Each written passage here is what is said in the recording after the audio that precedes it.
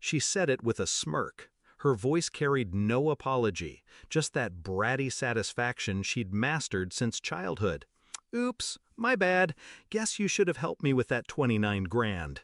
The laptop hissed, drowned, sparks snapping as it sank. My mother's voice chimed in almost on cue, sugar-coated poison. It's just an accident. Don't be dramatic. Accident. That word burned. I looked at the ruined machine, years of work wiped out by her petty tantrum, and I smiled. Not outwardly, inside, quiet, sharp, and cold. Because in that moment, I knew exactly what I'd do. We grew up under the same roof, my sister and I, but it always felt like different houses. Mine was built on discipline, late-night studying, scraping for scholarships, clawing for a life. Hers was built on excuses, every failure cushioned, every mistake smoothed over by our mother's indulgence. When she tanked her grades, it was creativity. When she maxed out credit cards, it was just exploring. When I said no to giving her money, it was betrayal. And when she drowned my laptop, my mother siding with her wasn't new, it was tradition. Still, I didn't yell, I didn't threaten, I let the silence settle. I let them think they'd won. But that night, when the house was asleep, I made a few calls, changed a few passwords, opened a few back doors into systems my sister never knew I had access to. Because here's the thing, while she partied and posted, I built. My laptop wasn't just a machine, it was a vault.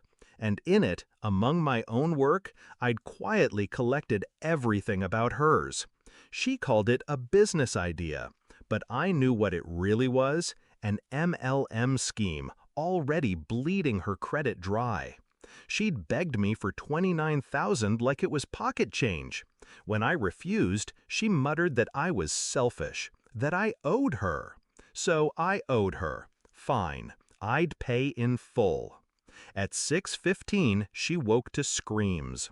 Not mine, hers. Her phone exploded with alerts, bank accounts frozen, credit cards declined.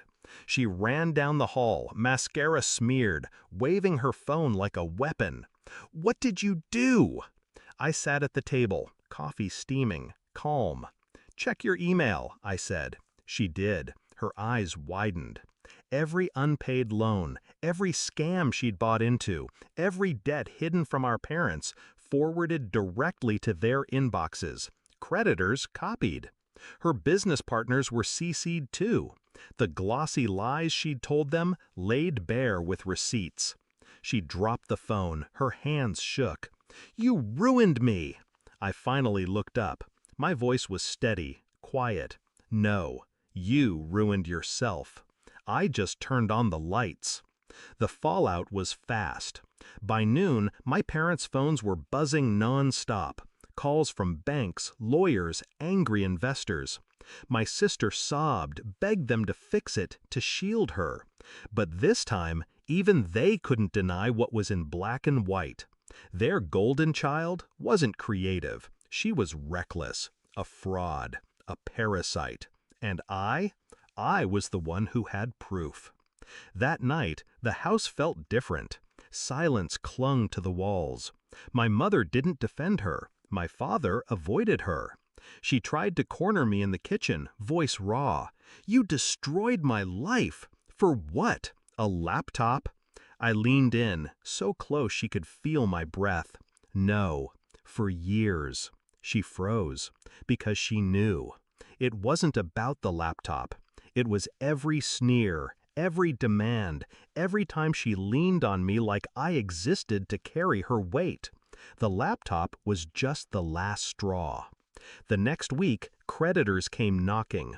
She lost her car, her business, her friends. The family name she used to brag with became a liability. And me? I kept moving forward. New laptop, new locks, new distance.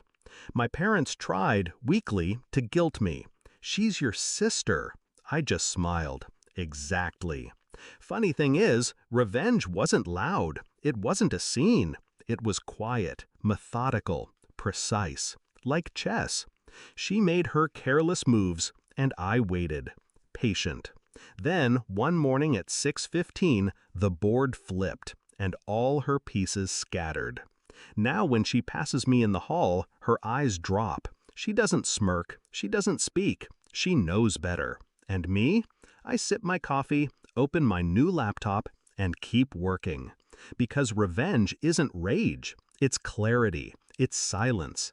It's watching the ones who called your loss an accident choke on the consequences they never thought would touch them. I didn't destroy her, I simply stopped saving her. And that was enough.